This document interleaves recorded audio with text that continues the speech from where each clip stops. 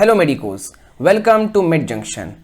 My name is Nikish Kumar and I am MBBS student from Mahatma Gandhi Institute of Medical Sciences, Sevagram, Wardha. And today in the osteology lecture, we are going to learn a long bone of the forearm, that is radius. So let's begin.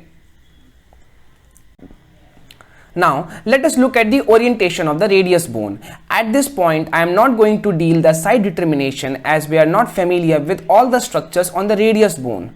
So at this point let us assume that this radius bone is of the left hand side. This radius bone is of the left hand side and the radius is a bone of the lateral side of the forearm. So let us look how it is placed. That's my left hand. This is my forearm, my left forearm. And this radius bone is of the left hand side. So this radius bone is oriented somewhat like this. This is the lateral bone of the forearm. This end is towards the wrist joint. This end is towards the elbow joint, and that is how the radius is placed. So that's how the radius is oriented. So for entire video lecture, the left side of the frame is going to be the lateral side and the right side of the frame is going to be the medial side. So the right side of the frame is the medial side and the left side of the frame is the lateral side, and that's how the radius bone is placed. This end will be towards the elbow joint and this end will be towards the wrist joint. Now radius is a long bone of the forearm. It is a long bone of the forearm that is on the lateral side, and any long bone we are going to study it under three headings: the upper part, the lower part and the intervening shaft. So the radius also has an upper part, a lower part and an intervening shaft. Let us look at the upper part first. The upper part has got a head. This is the head of the radius. This you see is the head of the radius. Now the head of the radius at its superior surface is concave. The head of the radius at its superior surface is concave. This head of the radius articulates with the humerus. This is the humerus bone. This is the capitulum of the humerus. This you see is the capitulum of the humerus. The head of the radius, it articulates with the capitulum of the humerus to form the elbow joint. The head of the radius, it articulates with the capitulum of the humerus to form the elbow joint. So that is how it is going to be the articulation. Now when the elbow is flexed, the head of the radius, it accommodates in a fossa in the humerus. The head of the radius, it accommodates in a fossa in the humerus. In this fossa, what do we call this fossa? This is the radial fossa. Next structure in the upper part is the constricted neck. So this is the constricted neck. And the third structure in the upper part is the radial tuberosity. So this you see is the radial tuberosity. This is the radial tuberosity. Now as we have discussed, the right side of the frame is the medial side. So the radial tuberosity is facing medially. Also the anterior part of the radial tuberosity is smooth while the posterior part is roughened. So the anterior part of the radial tuberosity is smooth while the posterior part is roughened. That's all about the upper part. Now let us look at the lower part. The lower part of the radius bone is expanded and it has got 5 surfaces. It has got 5 surfaces. It has got an anterior surface, a posterior surface, a medial surface, a lateral surface and an inferior surface. It has got 5 surfaces: an anterior surface, a posterior surface, a medial surface, a lateral surface and an inferior surface. Let us look at each surface in detail. Let us begin with the anterior surface. This is the anterior surface. One essential point that has to be remembered about the anterior surface is that the radial artery can be palpated on the anterior surface. This is the posterior surface. The posterior surface has got a tubercle. This tubercle. This is called as the tubercle of Lister.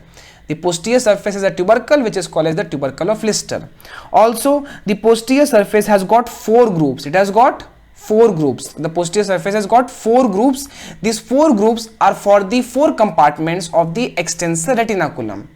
Let us look at the tendon of muscles that are present in each compartment of the extensor retinaculum from lateral side to the medial side.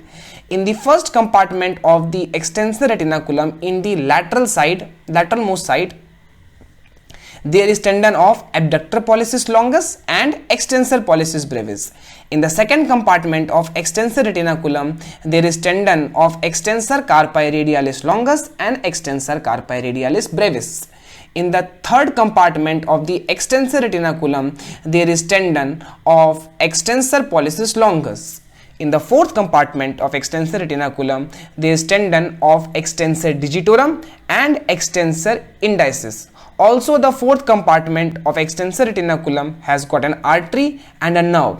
The artery which is present is the anterior introitious artery, which is a branch of the ulnar artery, and the nerve which is present is called as the posterior introitious nerve, which is a branch of the deep branch of the radial nerve. That's all about the posterior surface. The posterior surface has got a tubercle which is called as the tubercle of Lister, and it has got 4 groups for the 4 compartments of the extensor retinaculum. Now, this is the medial surface. The medial surface has got a notch that is called as the ulnar notch. That ulnar notch fits with the head of the ulna to form the inferior radioulnar joint. This is the lateral surface. The lateral surface of the radius, it continues as a process. This process, what do we call it? This is the styloid process, and this styloid process is directed laterally. So the styloid process is directed laterally. Now this surface is called as the inferior surface. This inferior surface has got a quadrangular part and a triangular part. The triangular part is on the lateral side and the quadrangular part is on the medial side. The triangular part will articulate with the scaphoid bone and the quadrangular part will articulate with the lunate bone. So that's all about the lower end of the radius. Now let us look at the intervening shaft. The shaft of the radius has got 3 borders and 3 surfaces. The shaft of the radius has got 3 borders and 3 surfaces. Let us look at the 3 borders first. It has got an anterior border. This you see is the anterior border. It has got a medial border. This sharp border you see is the medial border, and it has got a posterior border. This is the posterior border. Let us look at each of the borders in details. This is the anterior border. The anterior border, it begins from the anterior margin of the radial tuberosity. This is the anterior margin of the radial tuberosity. It is oblique in its upper part and it becomes vertical in the lower part, and it continues till a styloid process. So the anterior border, it begins from the anterior margin of the radial tuberosity. It is oblique in its upper part. This is called as the anterior oblique line. It is vertical in its lower part and it continues till the styloid process. This is the medial border. The medial border is the sharpest border, and it is also called as the introitious border. Why it is called as the introitious border? Because the introitious membrane is attached in its lower 3/4 part. This is the posterior border. The posterior border is a mirror image of the anterior border. It is oblique in its upper part, which is called as the posterior oblique line, and it is vertical in the lower part. It is vertical in the lower part. That's all about the 3 borders. Now let us look at the 3 surfaces. The 3 surfaces are the anterior surface, the lateral surface, and the posterior surface. Let us have a look at the anterior surface. This is the anterior surface. The anterior surface is present between which 2 borders? The anterior border and the medial border, also called as the introitious border. So this is the anterior surface. The anterior surface in its upper part has got a foramen. This is the nutrient foramen. This you see is the nutrient foramen. Now this surface is called as the lateral surface. It is present between which 2 borders? The anterior border and the posterior border. So the lateral surface is present between the anterior border and the posterior border. And this is the posterior surface. The posterior surface is again present between which 2 borders? The posterior border and the medial border. So that's all about the shaft of the humerus. It has got 3 borders: the anterior border, the sharp introitious border, and the posterior border. The anterior border in its upper part has an oblique line which is called as the anterior oblique line. 3 surfaces: the anterior surface present between the anterior border and the medial border, the posterior surface present between the posterior border and the medial border, and the lateral surface which is present between the anterior border and the posterior border. So that is all about the general features of the radius. Let us look at the attachment of the muscles. On the radius bone, there is insertion of 5 muscles and origin of 4 muscles. First of all, let us have a look at the insertions. This structure in the upper part, what do you call it? This is the radial tuberosity, which is facing medially. This is the radial tuberosity. The anterior aspect of the radial tuberosity is smooth and the posterior aspect of the radial tuberosity is rough. So at the rough posterior aspect of the radial tuberosity, there is insertion of biceps brachii muscle. This is the lateral surface. In the upper part of the lateral surface, there is insertion of supinator muscle. In the middle part of lateral surface, there is insertion of pronator teres muscle.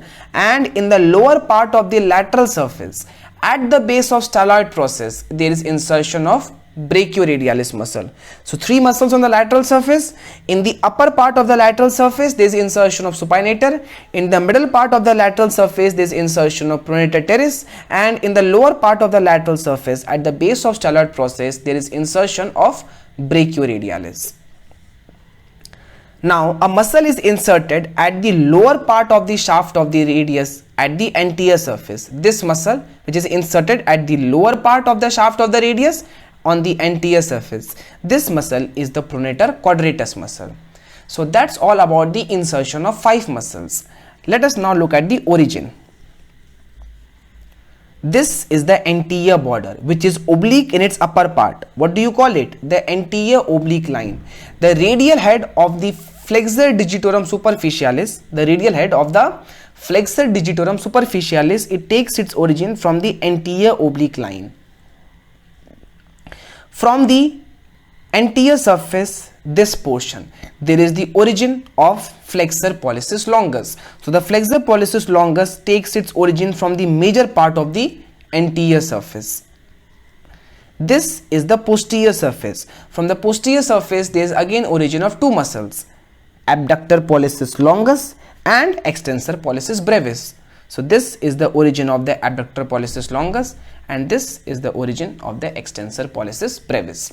That's all about the origin of the muscles, and here we complete the muscle attachments on the radius. Let us quickly revise it. This is the radial tuberosity. The posterior aspect of the radial tuberosity, this insertion of biceps brachii muscle. Lateral surface, in the upper part, insertion of supinator. In the middle part, insertion of pronator teres, and in the lower part, at the base of styloid process, there is insertion of brachioradialis. The lower part of the shaft of the radius, on the anterior surface, there is insertion of pronator quadratus muscle. The anterior oblique line, it gives origin to the radial head of the flexor digitorum superficialis. The major portion of the anterior surface, it gives origin to flexor pollicis longus. From the posterior surface, upper part, origin of abductor pollicis longus, and in the lower part, there is origin of extensor pollicis brevis.